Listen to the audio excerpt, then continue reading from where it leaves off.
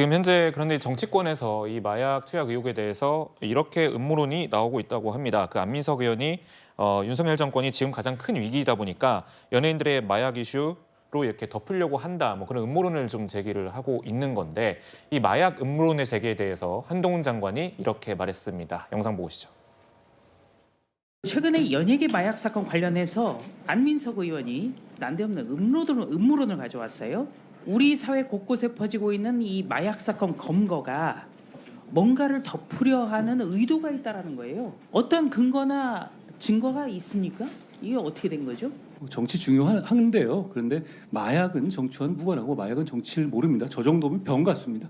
한동훈 장관께서 병이라고 해버리면은 저만 이게 지나친 답변이라고 생각하나 위원장님 그건 아닌 것 같습니다. 아무리 어떤 부분이 사실과 다르더라도 좀 지나치다. 병이라 그러면 무슨 병인가 저게 거짓말하는 병인가 이렇게 이제 되지 않습니까? 장관도 정무직으로서 본인 책임하에 발언하고 뭐 그러지 않겠습니까? 그런데 좀 과하지 않습니까?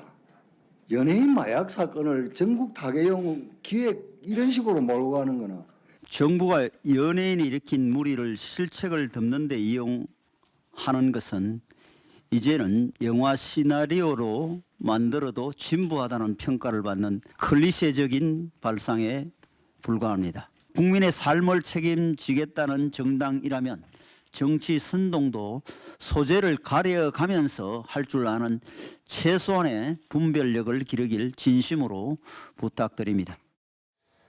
예, 흔히 뭐 마약 그리고 연예계 소식하면은 이 정치권과 엮여서 이제 어떤 걸 덮어버리려고 하는 거 아니냐 음모론이 계속 나오고 있는데 어떤 배경으로 이렇게 자주 나오게 되는 걸까요?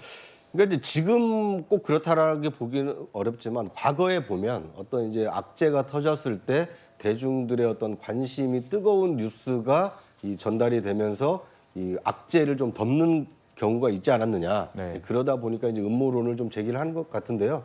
저는 안민석 의원의 경우에는 5선 국회의원입니다. 20년 가까이 국민의 대표로 일했던 이 대표적인 중진 의원인데요.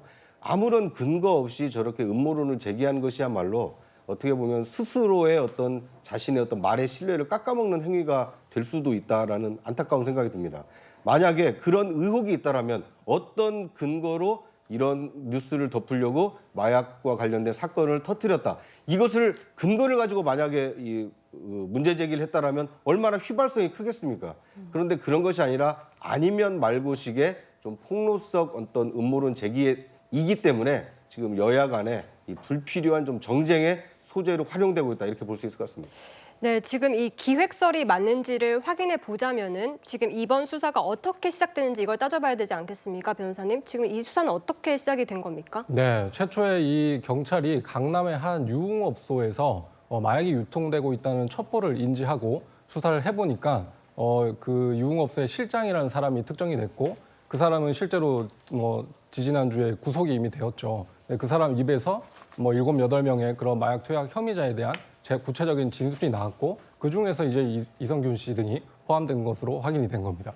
네, 알겠습니다. 이 연예계 이슈, 이 마약 이슈를 전달하면서 정치권 이슈까지 전달해야 될지 몰랐는데 어쨌거나 이 마약 수사는 좀 더 상황을 지켜보고 취재가 되는 대로 다시 한번 보도되도록 하겠습니다.